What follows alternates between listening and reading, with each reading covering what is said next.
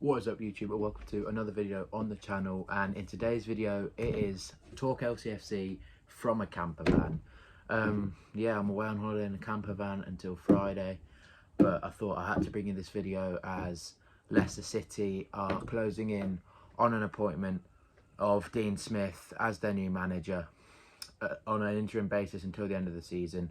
Hasn't been confirmed yet, but by the time this video comes out it probably would have been confirmed by the club.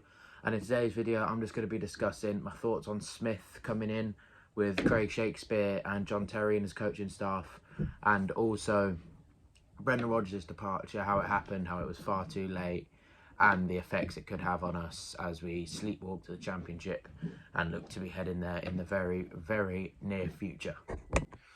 So obviously Brendan lost his job on the 2nd of April, day after the last minute 2-1 defeat to Crystal Palace. Check the vlog out for that one. A crap day out, well, decent day out, shocking performance. Vlog did well though, so the only real positive. But yeah, Brendan lost his job, they say by mutual consent, but it was probably just an agreement to lower his ridiculously expensive payoff. He definitely got a good chunk of cash still, but obviously probably not as much as if we paid him in full, which obviously is helpful. But as you can see, the finances have clearly been affected as Dean Smith is the man coming in. But Brendan should have gone, for me, during that shocking run of form we had at the start of the season with the 5-2 loss to Brighton, 6-2 loss to Tottenham, because he did 11 goals in 2 games, and that's when he should have gone. And I don't want to slate the board or anyone, but if Vichai was still about, I don't think Brendan would have kept his job there. But he did, and leading up to the World Cup, we got a decent bit of football. We got wins against Wolves, Everton, West Ham, Leeds. We got some decent wins, and they're the only wins that are keeping us from being rock bottom and doomed in the Premier League. That kept him his job, didn't it, really? But yeah, we came back after the World Cup and we got 2 wins against Aston Villa and Tottenham.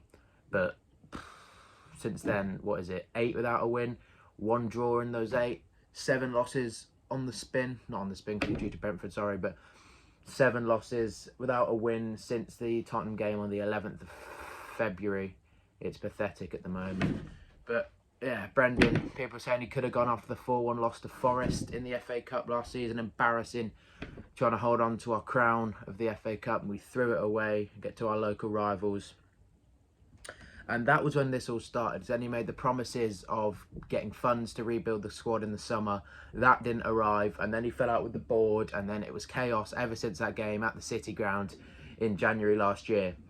And he never recovered from that. And he's finally lost his job. It had to happen, but it took far, far, far too long to materialise. At least half a year too late for me. And as you see now, there's 8 games left, and Dean Smith comes in, which I'm going to get onto now. I can't really. I'm going to back the bloke, because that's what we do. Never want any Leicester manager to be a failure. I hope he wins every single game he takes charge of for us. Well, no fucking shit. But Jesus Christ, is it an underwhelming appointment? Obviously kept Villa up that season on the last day where they stayed up with that goal line technology issue with Sheffield United earlier on in the season. Kept them up on the final day, and I would kill to stay up on the final day now, but I just don't see it happening. Then obviously lost his job with Villa when they were in trouble near the bottom the season after. They had a good squad then as well, so they were looking to get top 10, maybe move into the European sort of area, like where we were in our first few years with Brendan. He lost his job, then he took the Norwich job, couldn't keep them in the league, they went down, and then he tried to help Norwich in the Championship. Down mid-table of the Championship, lost his job with them as well, couldn't hack it in the Championship. And so yeah, we hire him with his last job.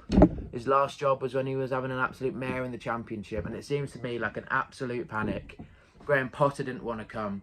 Jesse Marsh rejected us. Jesse Marsh watched us play against Bournemouth on Saturday and decided, nah, this job ain't for me. These lads are absolute shite. Honestly, it's a joke. Jesse Marsh has rejected us. We've fallen off so much, so badly. We've fallen from such dizzy heights, and we're left with Dean Smith. But can he keep us in the league? I'm going to say no. I'm going to back him and hope he can, but I do not think Dean Smith is going to keep us in the Premier League this season. And he's bringing Craig Shakespeare with him, which obviously will help a lot. Massive fan of Craig. Obviously got us through the Champions League in 2017 when we got rid of Claudio Ranieri. He knows the club. He's still on good terms with many of the chiefs at the club, I've heard. So obviously, Craig, two-ball Craig, always carrying the 2 balls. I'll put a picture up now. He's obviously going to help. He's obviously close with Vard still, and a few other of the lads that were there. Well, literally only Vard was there in 2017 pretty much, and Diddy as well was probably knocking around by the time he left. But yeah, he knows the club inside and out, and he should add a little bit. But what's an assistant manager? Assistant manager can't help a group of players whose confidence is absolutely shattered and smacked to the floor. Heads are on the floor for these players, as you saw in James Maddison's interview. If you've seen it, everyone is down, and I don't see any way of Dean Smith picking them back up. It'll give them a boost, but that boost is going to have to come in a game away at Man City.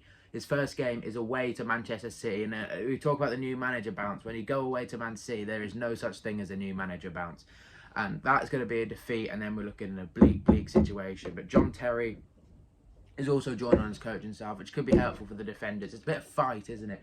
John Terry shows passion, shows fight, could be good for us, and hopefully sorts out the leaky defence. Like Amati, if he saves Amati, the man deserves a knighthood.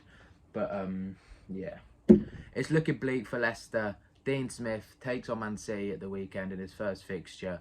We've missed out on Benitez, Marsh, Potter, and we've been left with Dean Smith on an interim basis at the end of the year. So if we go down, he's obviously not going to be here anymore, you should hope, and we see where we are, see where it leaves us for the massive championship rebuild, and I don't see us coming back up anytime soon either.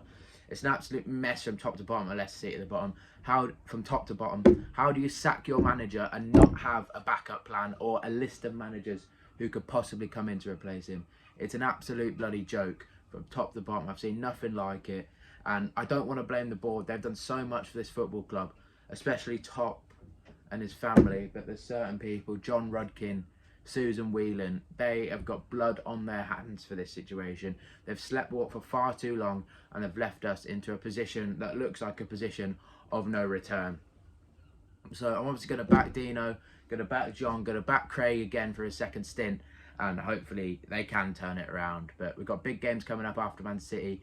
We've got Wolves, Everton, Leeds, ginormous games, and there's still time, but it's running out very, very quickly. Thank you all so much for watching. Thank you for the support on the last 3 vlogs, and I hope you enjoyed this little sit-down video. So I'll see you all in the next one, which will probably be a Wolves vlog, not this weekend, but the weekend after. So I'll see you all for that. Stay safe, have a good one, and I'll see you in a bit.